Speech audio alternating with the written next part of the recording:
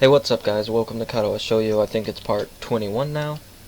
And don't worry about anything. Just the transition ended and this is the screen now. Didn't read that. I pulled my door closed, ready for another day of classes. Sleep well? Kinji's sudden arrival makes me jump, and I narrowly avoid butting heads with him. I know he has poor eyesight, but he knows who I am now. Does he still have to stand this close? Oh, yeah, like a baby. Damn, why do people say that? Have you ever heard a baby sleep? They scream all night, every night. Babies don't sleep well, ever. Well, there goes my restful state. I have to remember to never use figures of speech with Kinji. Alright, I get your point. It was a figure of speech.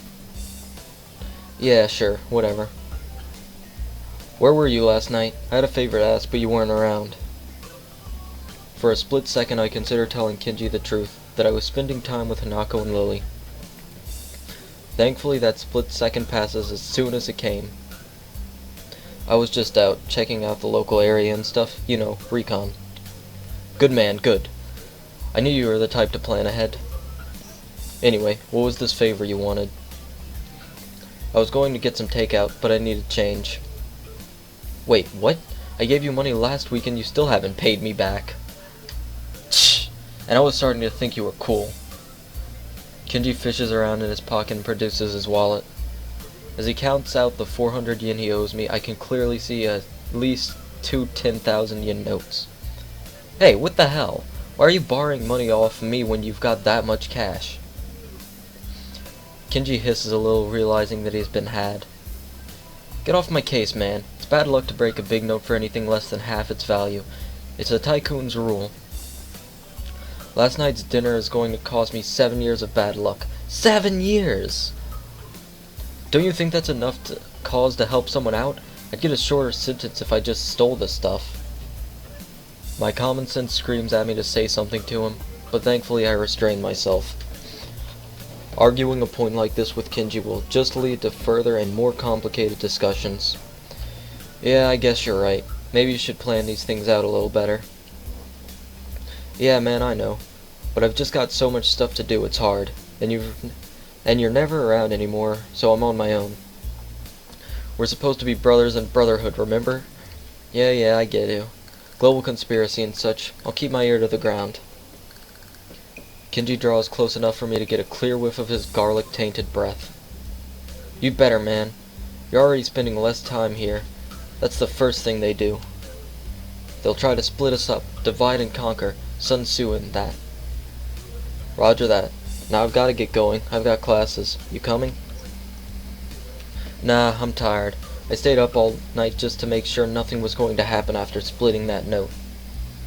As rational as ever, I see. Whatever. Night. Kinji scurries back into his room, and I can hear him throwing his locks as I walk down the hallway.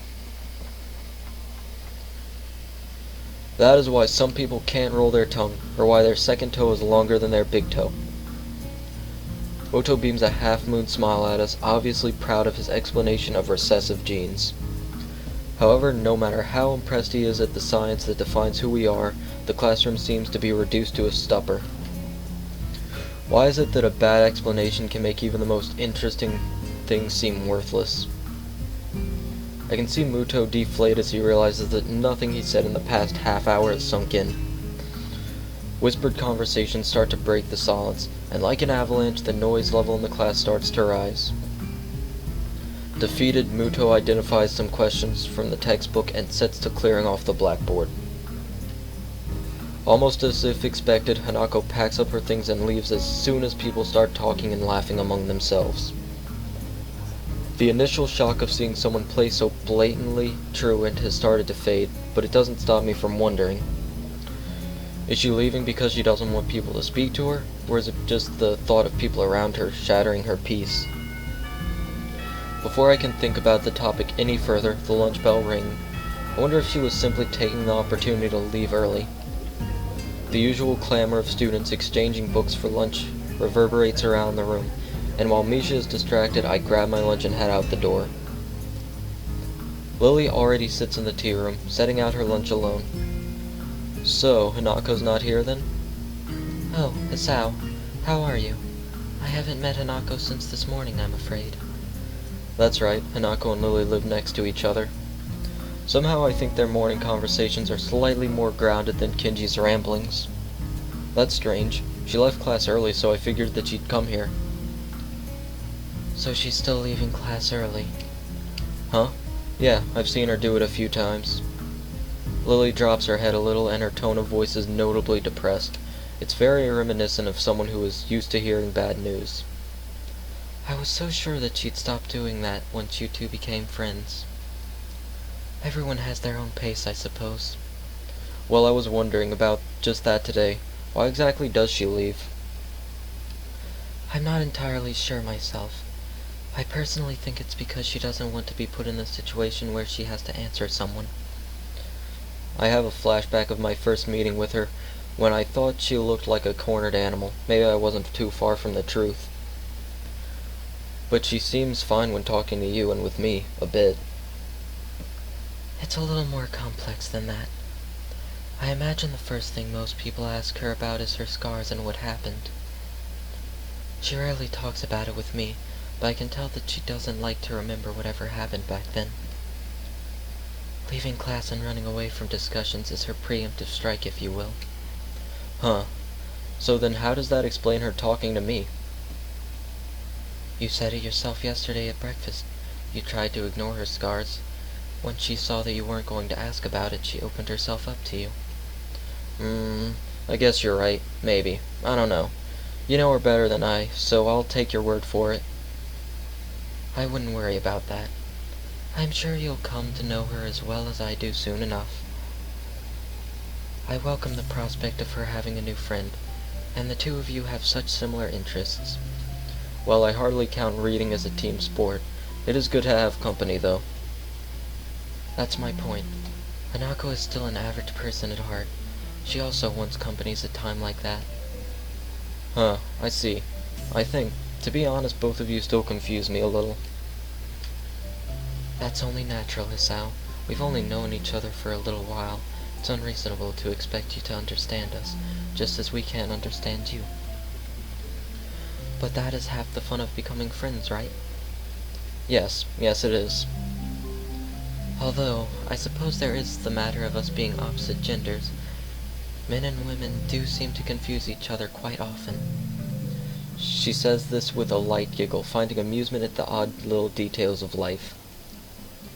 I hope you don't mind, but I'm going to start eating. No, go ahead. Think I'll eat something too. I've got some books I want to drop back at the library before classes start, so I'd better get a move on. You'll probably find Hanako there as well. If you do see her, can you tell her to stop by my room later tonight? I'd like to talk to her. You're not coming? Unfortunately, I have a class representative meeting later, so I'll be gone as soon as my lunch is finished. Okay then. If I don't see her in the library, then I'll tell her in class. I'm sure she'll be back after lunch. We fall silent as we start to eat, and I take a second to reflect on our conversation. I've always thought that Hanako's shyness was simply due to her being self-conscious of her scars. But that is a pretty superficial way of looking at it. Just when I thought I was able to see through the fog of Lily and Hanako, I realized that I'm more lost than when I started. Lily quickly finishes her lunch, acutely aware of her meeting. I don't blame her. Shizune is most likely going to be there, and I doubt she wants to give her the satisfaction of another argument. I must be off. Same time tomorrow?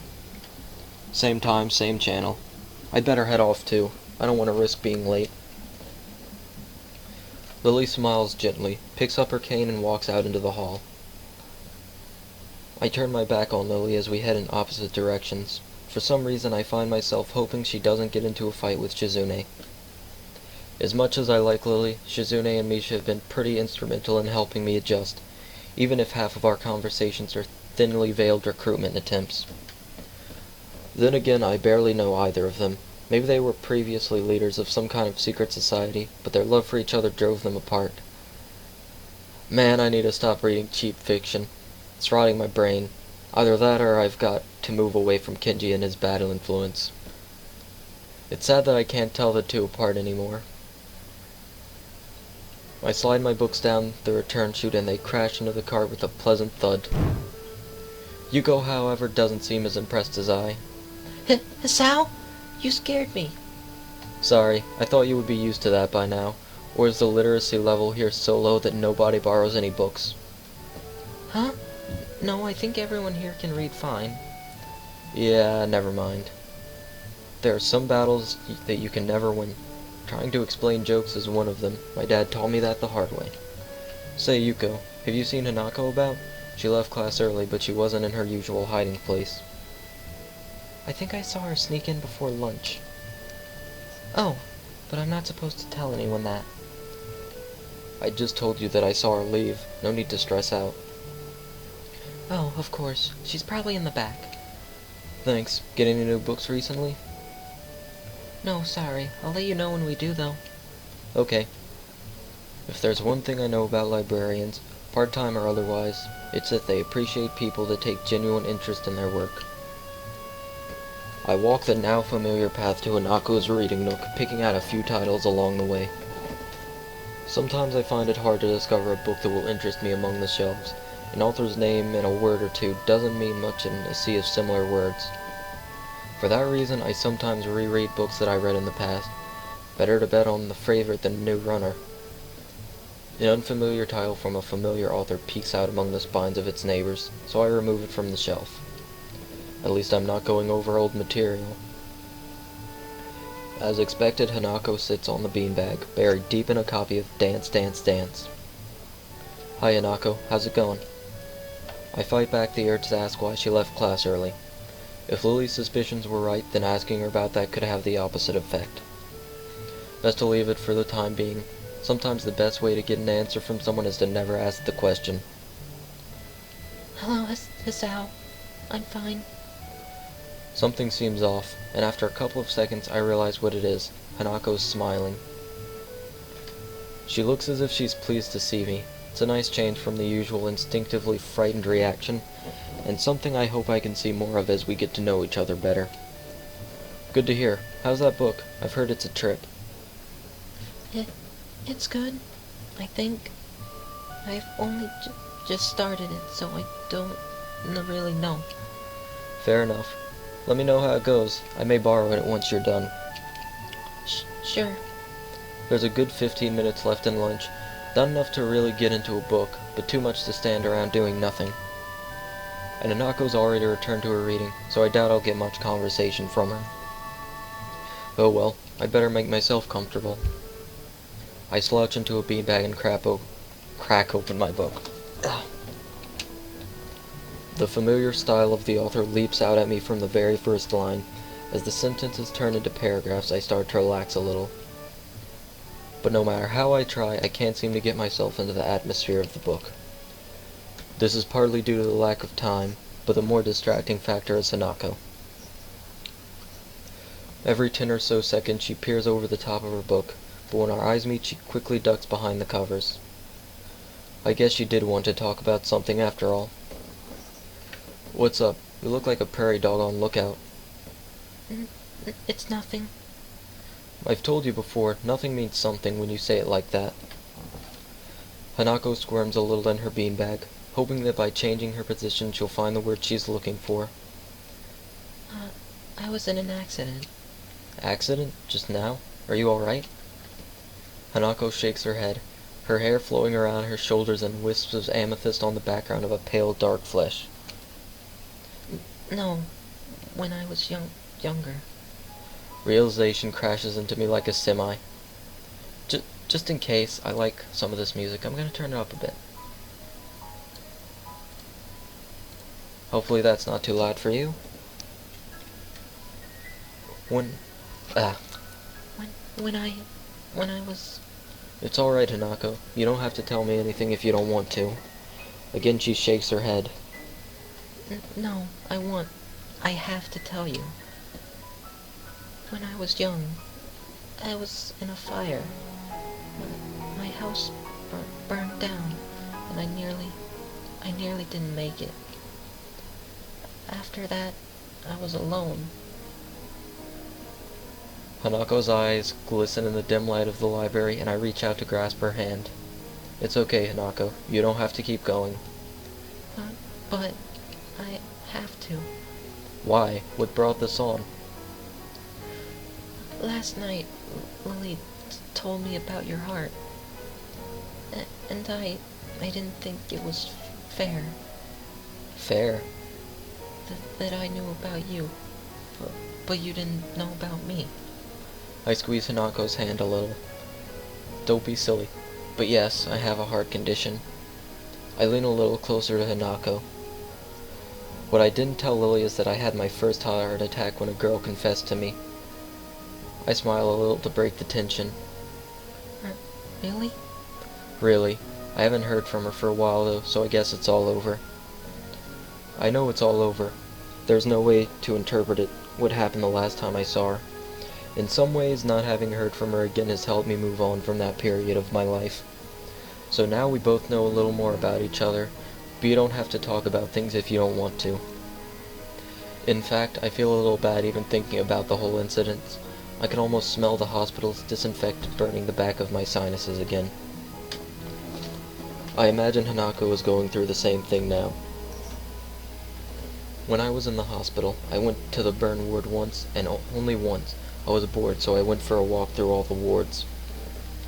I went through oncology and thought I could take it, but when I got to the burn ward, I turned around and went back to my bed. To think that Hanako would have spent months in a place like that, smelling nothing but corrupted skin, strong disinfectant, and sterilized air. The really bad cases were kept in isolated pods that no foreign objects could enter. That would have meant no reading.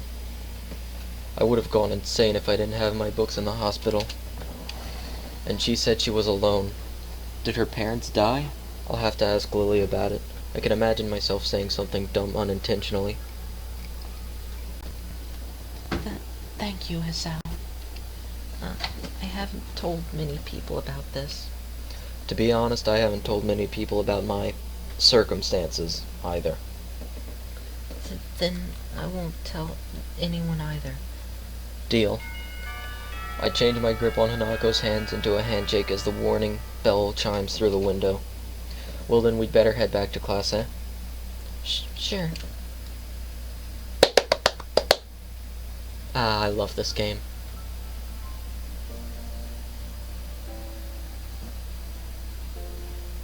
Yay for Hanako!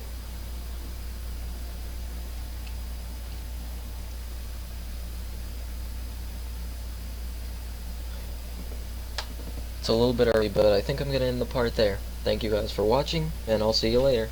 Peace.